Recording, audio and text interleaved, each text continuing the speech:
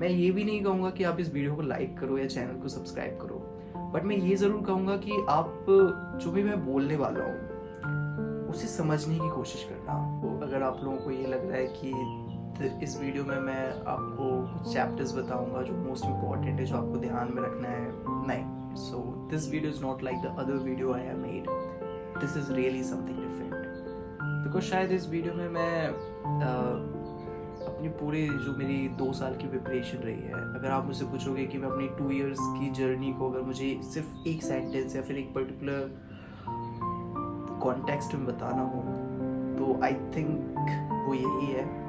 तो इसे बहुत ध्यान से समझना, because I think it's a right time कि आपको ये चीज़ बताई जाए और बहुत सारी जगह से नहीं बताया जाता। That's why I am telling you something जो बहुत अंडररेटेड है, समथिंग जो बहुत ज़रूरी है, समथिंग जो आपको बहुत सारी गलतियों से बचा लेता है, समथिंग जो आपकी हेल्प करता है आपको वो दिलाने में जो आप पाना चाहते हैं।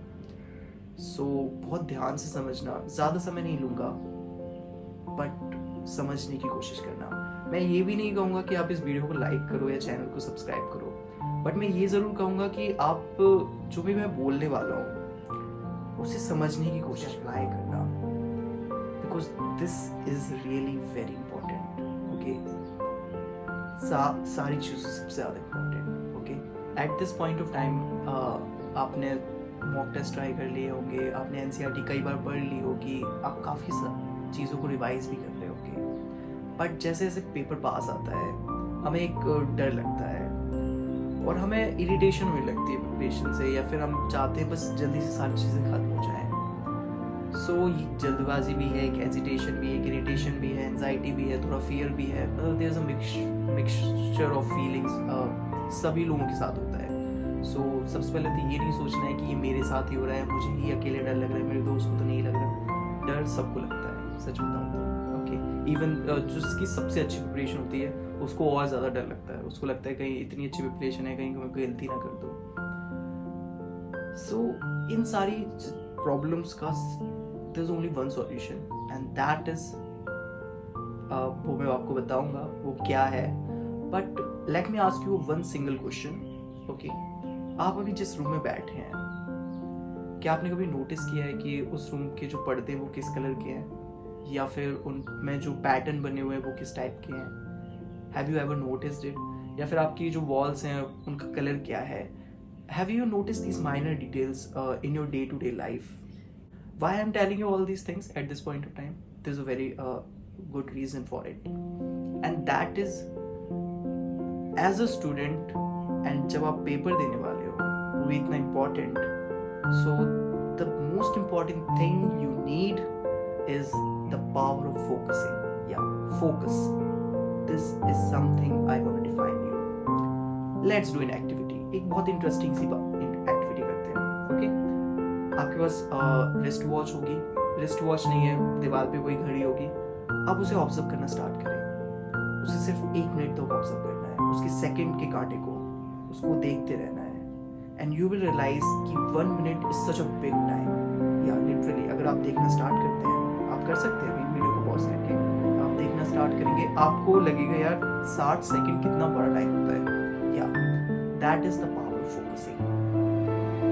I have achieved that level of focusing कि मुझे ये तक फील नहीं होता था कि कल मेरा पेपर है।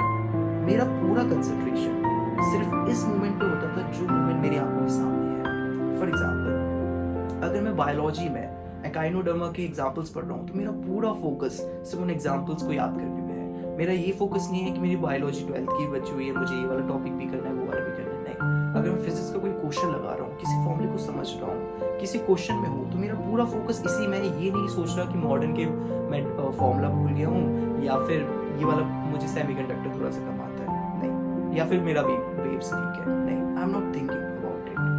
Okay, that is the power of focusing. आप जो काम कर रहे हैं आपको सिर्फ उसी पे ध्यान देना है, उसके फ्यूचर कंसिक्वेंसेस और जो पास्ट में हो चुका है आपको उस पर ध्यान नहीं देना है। आपको ये नहीं सोचना है कि पास्ट में आपके बुरे मार्क्स आए थे तो मेरे नीट के पेपर का क्या होगा, क्या मैं नीट का अच्छा कर पाऊंगा, आपको ये नहीं सोचना है।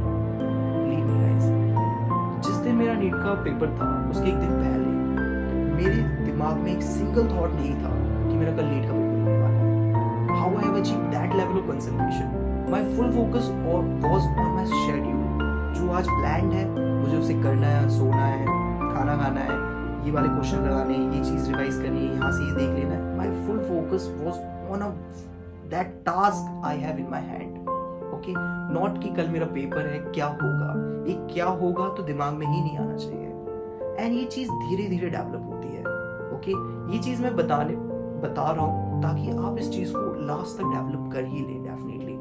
ओके, और ये सबके लिए है। दिस इज नॉट ओनली उन लोगों के लिए जो इस साल पेपर दे रहे हैं, जो अगले साल दे रहे हैं, उसके बाद दे रहे हैं। This is for everyone guys. So now I know this is not easy. इतने हाई लेवल ऑफ कंसंट्रेशन या फिर फोकस को अचीव करना आसान नहीं होता है। So the most simplest way to do it, क्योंकि मैं यहाँ पे हवा में नहीं बात करना चाहता, मैं आपको बड़े बड़े शब्द देके आपको डराने नहीं चाहता कि कंसंट्रेशन, फोकस, अटेंशन, नहीं। So what is the way to achieve it? The best way, मैंने इतनी सारी किताबें पढ़ी हुई है बहुत सारे अच्छे अच्छे राइटर्स की, and believe me guys, I have practiced so many techniques. So the best technique I came out is breathing. Yeah, breathing is something that can only be in the present. आप कभी भी future में या फिर past में सांस नहीं लेते, आप हमेशा प्रेजेंट में सांस लेते हैं। तो अगर आप अपनी आंखें बंद करते हैं और अपना ध्यान सिर्फ आप अपनी ब्रीथिंग में ले रहे हैं, कि आप इनहेल कर रहे हैं एंड एक्सहेल कर रहे हैं, इनहेल कर रहे हैं एंड एक्सहेल कर रहे हैं।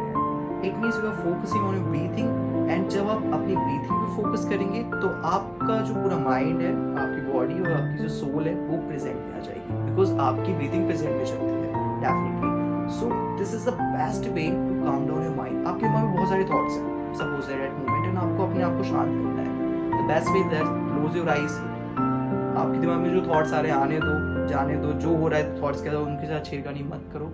अपनी ब्रीथिंग फोकस करना स्टार्ट करो। Just do it for 1 or 2 minutes and you will realize at the end of it आप काफी काम, सूदिंग सा फील करेंगे। ये सेम चीज आपको अपने एग्जाम हॉल में करनी है। जब आप एग्जाम हॉल में बैठे, आसपास की चीजों को ऑब्जर्व करें, अपने आप को प्रेजेंट में लाने की कोशिश करें। ये ना सोचे कि एग्जाम पेपर आएगा तो मैं ऐसे करूंगा वैसे करूंगा, नहीं। एग्जाम पेपर कोई भी क्वेश्चन फ्यूचर में नहीं होता है, जो होगा प्रेजेंट में ही होने वाला है। ठीक है, सो कोशिश करें प्रेजेंट में ही रहें।